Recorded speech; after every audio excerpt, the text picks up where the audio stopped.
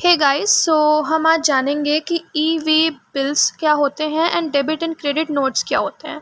Okay, so let's start with the introductory part. So E way bill एक instrument है जो कि electronically derive किया गया है। ओके, इस ई वे बिल का जनरेशन जो है मूवमेंट ऑफ गुड्स के लिए बनाया गया है। कोई प्रोडक्ट है, कोई गुड्स है जिसका वर्थ जो है 50,000 से ऊपर है, उसके लिए इसका जनरेशन किया गया है इस कॉन्सेप्ट का। जब कोई भी गुड्स या प्रोडक्ट जो है एक प्लेस से किसी दूसरी प्लेस पे इंडिया में ट्रेवल करता है, तब ई वे बिल्स की रिक्वायरमेंट होती है, except for the case of Delhi में रिक्वायरमेंट नहीं है। जब किसी गुड्स का वैल्यू जो है 1 लाख रुपीज़ से कम ज़्यादा होता है और जो मूवमेंट है गुड्स का वो विद इन दिल्ली है, तब भी जो है ई वे बिल्स का जनरेशन जो है क्रिएट किया जाता है।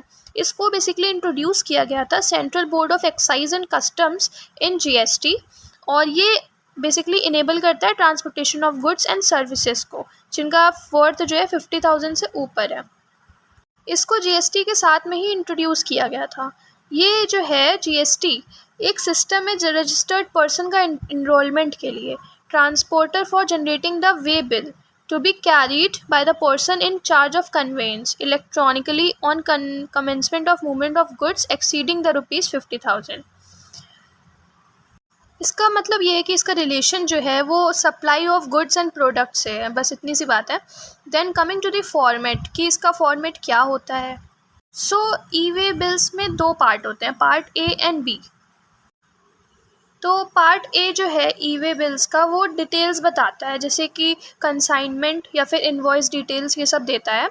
अकॉर्डिंग टू दीज 2 पार्ट्स जो इन्फॉर्मेशन नीडेड हैं for formatting of E way bills, तो पहला हो गया GST in of the recipient, उसको सबमिट करना, पिन कोड उस जगह का जहाँ से गुड्स को डिलीवर किया जा रहा है, फिर invoice of the challan number, then उसके बाद वैल्यू ऑफ कंसाइनमेंट उसको मेंशन करना होता है, HSN code of the goods जो कि ट्रांसपोर्ट किए जाते हैं उनका एक नंबर होता है, कोडिंग होता है, उसको एंटर करना होता है। टर्नओवर जो है इसका 5 करोड़ है, एंड जो कोड के फर्स्ट 2 डिजिट्स होते हैं एचएसएन के, उसको मेंशन करना ज़रूरी होता है। अगर 5 करोड़ से ज़्यादा उसकी वैल्यू है तब 4 digit HSN code is required. Coming to the reason for transportation कि क्या रीज़न है जिसकी वजह से गुड्स का मूवमेंट हो रहा है, तो उसको भी मेंशन करना होगा इन अ डिटेल्ड वे। देन जो ट्रांसपोर्ट डॉक्यूमेंट नंबर है वो भी इंडिकेट करते हैं कि उसमें रेसिपिएंट नंबर होना चाहिए, railway receipt number as well as airway bill number, मतलब कि जैसा भी गुड्स है वो एयरवेज है या फिर लैंड ट्रांसपोर्ट का बिल है, उसके according that has to be mentioned. अब हम ऐसे केसेस की बात करेंगे जहाँ पे ई वे बिल्स की रिक्वायरमेंट नहीं होती है। तो पहला है कि जहाँ पे नॉन मोटर व्हीकल्स हैं, मोड जो है वो नॉन मोटर है, तो वहाँ पे जो है ई वे बिल्स की रिक्वायरमेंट नहीं होती है। फिर दूसरा पॉइंट ये है कि जहाँ पे जो गुड्स ट्रांसपोर्ट हो रहे हैं कस्टम पोर्ट से, एयरपोर्ट से, एयर कार्गो से, या फिर किसी कॉम्प्लेक्स लैंड कस्टम स्टेशन से किसी आईसीडी में, मतलब इनलैंड कंटेनर डिपोट में या फिर कंटेनर फ्राइट स्टेशंस में, वो क्लियर होंगे बाय कस्टम्स, मतलब उनका जो रेगुलेशन होगा वो कस्टम्स से होगा। फिर उसके बाद जो गुड ट्रांसपोर्ट किए जा रहे हैं कस्टम्स के सुपरविजन में और अंडर कस्टम सील, वहाँ पे भी रिक्वायरमेंट नहीं है। फिर उसके बाद कस्टम ट्रांसपोर्ट जो हो रहे हैं आईसीडी, कस्टम बॉन्ड जो है जो आईसीडी से ट्रांसपोर्टेशन हो रहा है किसी कस्टम पोर्ट में एक कस्टम से दूसरे कस्टम स्टेशन पे, वहाँ पे भी ई वे बिल्स की रिक्वायरमेंट नहीं होगी। उसके बाद ट्रांजिट कार्गो जो कि ट्रांसपोर्ट हो रहे हैं नेपाल या फिर भूटान से, मतलब इन 2 कंट्रीज़ से, तो वहाँ पे भी ई वे बिल्स का जो फॉर्मेलिटीज़ उनको पूरा करने का रिक्वायरमेंट नहीं है। फिर जो गुड्स का मूवमेंट हो रहा है वो डिफेंस फॉर्मेशन किसी मिनिस्ट्री ऑफ डिफेंस में किया जा रहा है, तो उसका जो कंसाइनर या कॉन्सिग्नी होता है उसको मतलब रिक्वायर नहीं है कि वो ई वे बिल के सारी फॉर्मेलिटीज़ या प्रोसीजर को फॉलो करते हुए आए। फिर उसके बाद ऐसे कंटेनर्स जो एम्प्टी हैं, जिनका जो कार्गो है वो एम्प्टी है, जो उनको ट्रांसपोर्ट किया जा रहा है, उनको भी ई वे बिल्स की रिक्वायरमेंट नहीं है। अब ऐसे कंसाइनर जो कि गुड्स को ट्रांसपोर्ट कर रहे हैं, जिनका जो वेट है वो 20 किलोमीटर्स के डिस्टेंस पे लिया गया है, या फिर वो कंपनी हो रहे हैं बाय डिलीवरी ऑफ चालान, वहाँ पे भी जो है रिक्वायरमेंट नहीं होती है ई वे बिल्स की। अब ऐसे गुड्स जिनको ट्रांसपोर्ट किया जा रहा है रेल द्वारा, और वहाँ पे जो कंसाइनर ऑफ गुड्स हैं वो सेंट्रल गवर्नमेंट है, स्टेट गवर्नमेंट है या फिर लोकल अथॉरिटी है, वहाँ पे भी ई वे बिल्स की रिक्वायरमेंट नहीं होती है। उसके बाद गुड्स जो स्पेसिफाइड होते हैं एग्जेम्प्ट किए जाते हैं ई वे बिल्स रिक्वायरमेंट से किसी यूनियन टेरिटरी जीएसटी रूल्स के अंडर में, वो भी एग्जेम्पशन में ही आएंगे। फिर उसके बाद transport of certain specific goods, जैसे कि जिसमें लिस्ट होती है एग्जेम्प्टेड सप्लाई ऑफ गुड्स की, जिसमें 138 clause 14 goods treated as no supply as per schedule 3। तो शेड्यूल जो है इसमें सेंट्रल टैक्स रेट नोटिफिकेशन के अंडर में, उसमें भी जो ई वे बिल्स है उसका प्रोसीजर फॉलो करने का नीड नहीं है। अब हम आते हैं पेनल्टीज़ पे कि अगर ई वे बिल की फॉर्मेलिटीज़ को पूरा नहीं किया तो इसमें पेनल्टी क्या लगेगी। तो the one who does not formally assigns the E bill, he has to pay the ₹10,000 और या फिर इक्विवेलेंट अमाउंट ऑफ टैक्स जो उसके ऊपर लग रहा है वो जो पेमेंट है उसको भी देना होगा। अब ऐसे डॉक्यूमेंट्स जिसको कैरी करना बहुत इम्पोर्टेंट होता है किसी भी ट्रांसपोर्टेशन ऑफ गुड्स के लिए, पहले तो जो इनवॉइस है या फिर सप्लाई जो हो रहा है उसके बिल्स या फिर चालान की डिलीवरी, इसका रिक्वायरमेंट है। सेकंड है कि जो ट्रांसपोर्टेशन हो रहा है रोड से, तो वहाँ पे जो ट्रांसपोर्टर मतलब जो ट्रांसपोर्टर ओनर है उसकी आईडी प्रूफ होना चाहिए। दैन उसके बाद जो रेल से, एयर से या फिर शिप से ट्रांसपोर्टेशन हो रहा है तो ट्रांसपोर्टर को जो है वो अपना ट्रांसपोर्टर आईडी कैरी ऑन करना होगा, और उसके साथ में डॉक्यूमेंट नंबर जो ट्रांसपोर्टेशन का डेट है along with the number of that document has to be carried out by the transporter. Then उसके बाद ई वे बिल की कॉपी होनी चाहिए, मतलब एक तो ओरिजिनल होता है एंड देन उसकी सप्लीमेंट कॉपी होनी चाहिए, और the E way bill number EBN जिसको कहा जाता है। ट्रांसपोर्टर या तो फिज़िकल पेपर कॉपी कर सकता है या फिर EBN या फिर कोई रेडियो फ्रिक्वेंसी आइडेंटिफिकेशन डिवाइस जिसमें कि उसका जो सिग्नल है वो शो होता है उसको कैरी ऑन कर सकता है। So these are the documents which has to be carried by the transporter in. अब हम आते हैं डेबिट और क्रेडिट नोट्स पे। तो ये बहुत ही न्यू टॉपिक लगेगा बिकॉज हम इससे ज़्यादा फेमिलियर भी नहीं है। सो एक बिज़नेस में डेबिट और क्रेडिट नोट का यूज़ किया जाता है एक ऑफिशियल डॉक्यूमेंट की तरह, किसी सेल को अकाउंट करने के लिए या रिटर्न या परचेज़ का जो ट्रांजैक्शन बिल्स होते हैं उसमें यूज़ किया जाता है इन नोट्स को। तो ये नोट्स जो है एक तरह से बायर को इन्फॉर्मेशन देता है कि कितना क्रेडिट हुआ या फिर फर्दर कितना क्रेडिट होगा। डेबिट नोट्स जो हैं, क्रेडिट नोट्स जो हैं, ये इसलिए इंपॉर्टेंट हो जाते हैं क्योंकि ये बिज़नेस सिनेरियोज़ के साथ में डील करते हैं, परचेज़ एंड रिटर्न जो सेल्स होती हैं। अब इसको समझने के लिए हमें कुछ चीज़ें समझनी होंगी, जैसे कि पहले डेबिट नोट काम कैसे करता है, हाउ इट वर्क्स। सो जो डेबिट नोट है इसको डेबिट मेमो भी कहा जाता है। ये बिज़नेस टू बिज़नेस मतलब B2B ट्रांजेक्शन्स में यूज़ किया जाता है, और इसमें एक्सटेंशन ऑफ क्रेडिट होता है, मतलब कि एक वेंडर जो है जब वो सेंड करता है अपना गुड्स का शिपमेंट किसी कंपनी को, तो वहाँ पे बायर कॉस्ट के पहले जो है उसको डिलीवरी करनी होती है, बायर कॉस्ट को पेड करने से पहले। तो ये जो नोट है ये बायर को बताता है कि सेलर ने अपना डेबिट कर दिया है, जो भी अमाउंट है he has debited it from the account. Although जो रियल गुड्स हैं वो चेंजिंग हैंड्स पे जाते हैं, मतलब कि from buyer to seller real money transfer नहीं होता है, जबकि जब तक एक्चुअल इन्वॉइस जो है वो ट्रांसफ़र ना हो जाए, वो इशू ना हो जाए।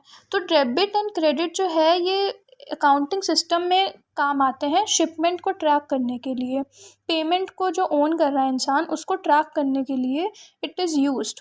डेबिट नोट्स जो हैं वो सेपरेट होते हैं इन्वॉइसेस से, बिकॉज ये जनरली लेटर्स में फॉर्मेटेड होते हैं एंड इमीडिएट पेमेंट इसमें नहीं रिक्वायर होता है डेबिट नोट में। ये सच है कि जब डेबिट नोट को यूज़ करते हैं इन्फॉर्म करने के लिए बायर को कि उसके कौन से फ्यूचर या अपकमिंग डेब्ट तो ऑब्लिगेशंस होने वाले हैं किसी अमाउंट को लेके, मतलब उसका फ्यूचर में कौन सा बैलेंस बच रहा है, ये सब चीज़ें आपका डेबिट नोट बताता है। अब क्रेडिट नोट वर्क कैसे करते हैं, तो देखिए अब हम आते हैं डेबिट और क्रेडिट नोट्स पे। तो ये बहुत ही न्यू टॉपिक लगेगा बिकॉज हम इससे ज़्यादा फेमिलियर भी नहीं है। सो एक बिज़नेस में डेबिट और क्रेडिट नोट का यूज़ किया जाता है एक ऑफिशियल डॉक्यूमेंट की तरह, किसी सेल को अकाउंट करने के लिए या रिटर्न या परचेज़ का जो ट्रांजैक्शन बिल्स होते हैं उसमें यूज़ किया जाता है इन नोट्स को। तो ये नोट्स जो हैं एक तरह से बायर को इन्फॉर्मेशन देता है कि कितना क्रेडिट हुआ या फिर फर्दर कितना क्रेडिट होगा। डेबिट नोट्स जो हैं, क्रेडिट नोट्स जो हैं, ये इसलिए इम्पोर्टेंट हो जाते हैं क्योंकि ये बिज़नेस सिनेरियोज़ के साथ में डील करते हैं, परचेज़ एंड रिटर्न जो सेल्स होती हैं। अब इसको समझने के लिए हमें कुछ चीज़ें समझनी होंगी, जैसे कि पहले डेबिट नोट काम कैसे करता है, हाउ इट वर्क्स। सो जो डेबिट नोट है इसको डेबिट मेमो भी कहा जाता है। ये बिज़नेस टू बिज़नेस मतलब B2B ट्रांजैक्शंस में यूज़ किया जाता है और इसमें एक्सटेंशन ऑफ क्रेडिट होता है। मतलब कि एक वेंडर जो है जब वो सेंड करता है अपना गुड्स का शिपमेंट किसी कंपनी को, तो वहाँ पे बायर कॉस्ट के पहले जो है उसको डिलीवरी करनी होती है, बायर कॉस्ट को पेड करने से पहले। तो ये जो नोट है ये बायर को बताता है कि सेलर ने अपना डेबिट कर दिया है, जो भी अमाउंट है he has debited it from the account.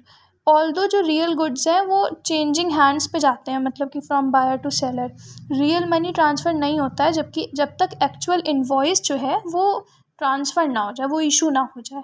तो डेबिट एंड क्रेडिट जो है ये अकाउंटिंग सिस्टम में काम आते हैं शिपमेंट को ट्रैक करने के लिए। पेमेंट को जो ओन कर रहा है इंसान उसको ट्रैक करने के लिए इट इज़ यूज्ड।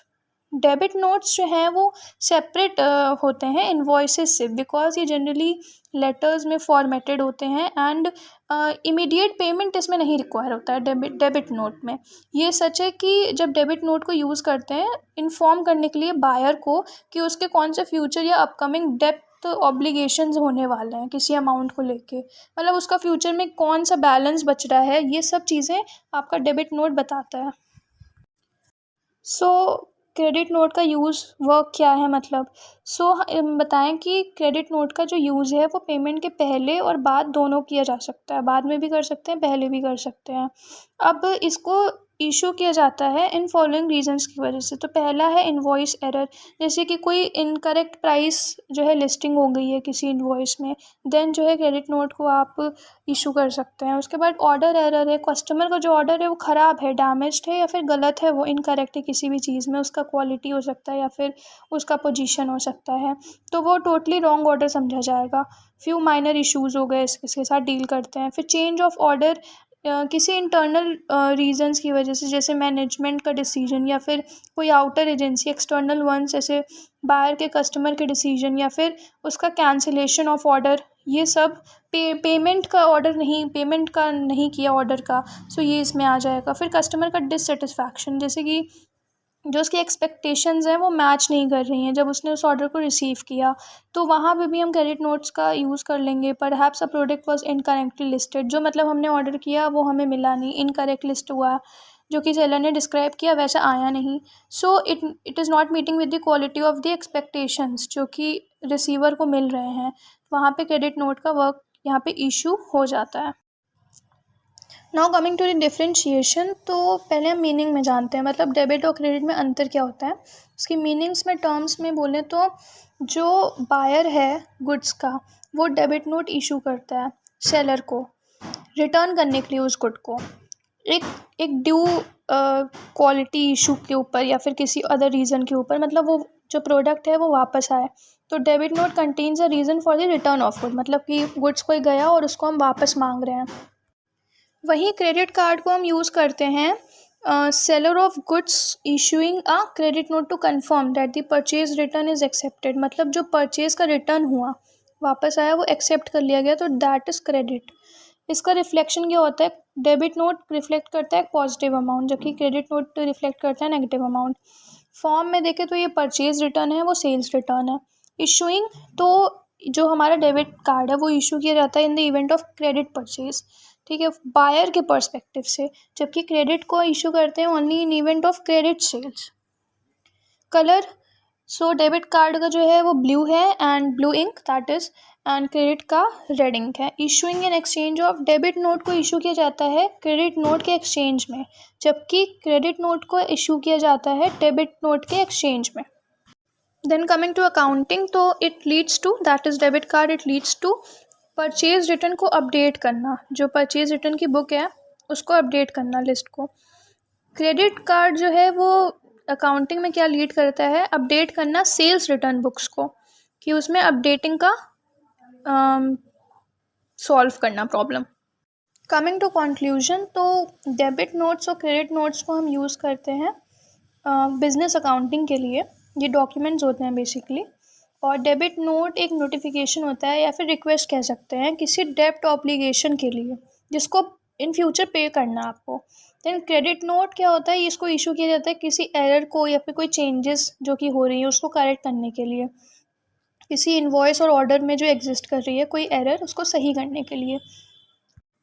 इन दोनों में सिमिलैरिटीज़ भी हैं, बट इनका जो पर्पस और रीज़न है वो उसमें डिफ़र कर जाते हैं कि जैसे कि कौन सी पार्टी इशू कर रही है, दैट इज़ डेबिट और क्रेडिट अलग अलग पार्टी परचेज़र और सेलर के ऊपर डिपेंड करती है ना।